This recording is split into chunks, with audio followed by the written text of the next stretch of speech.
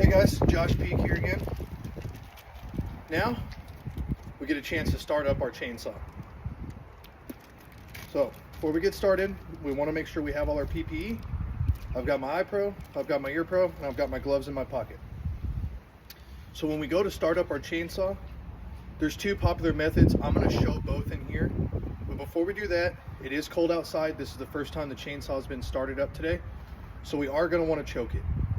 Now when we choke it, we don't want to keep it there, otherwise we do run into a chance of flooding it. And if we flood it, it's going to be out of service for 15, possibly 20 minutes, if not longer. So what we want to do when we choke it is we want to hit it, we want to sit there and pull our string until we hear it start to turn over, kick our choke off, and then we'll be able to fire our tool right up. Another important thing with this, as we discussed earlier, these do run off 50-to-1 premixed fuel. What that means, it's a mix of fuel and oil together. So unlike your standard, let's say your standard automobile, your car you drive to work in, that has oil and fuel in separate parts of the vehicle. So that motor is always going to stay lubricated. With these, this motor is going to get lubricated once it's fired up and running. So one of the best things we can do is once we start our tool, in this case our chainsaw, we want to let it run for 60 to 90 seconds, let that motor get warmed up, lubed up, and then we can start from there, and that's when we can rev up our tool and make sure it works. But we definitely want to let it idle for a bit and get warmed up and nice and lubricated. On top of all that, safety-wise, we need to make sure that we're in a well-ventilated area. We don't want to do this in our garage or in our bay with the door closed.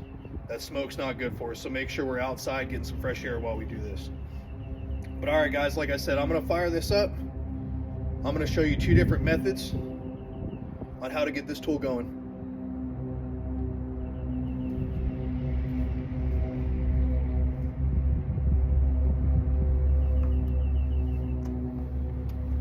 So before we get started, this steel model here does have a decompression button that's going to make our starting easier. At the back is our choke, so we're going to hold down our trigger, we're going to push it down, let off the trigger. I'm going to remove our bar and chain cover. Method one, we can take our foot, same way we would start a K12.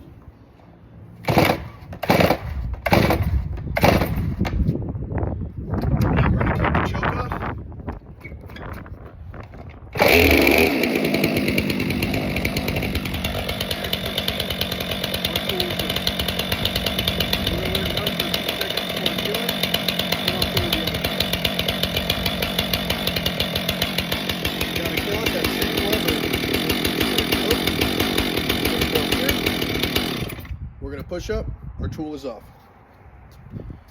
Now, since our tool has already been started, there's no need to choke it again. With the trigger on these chainsaws, we have it in the choke position. Push this down, push the trigger one time. I'm now in the run position.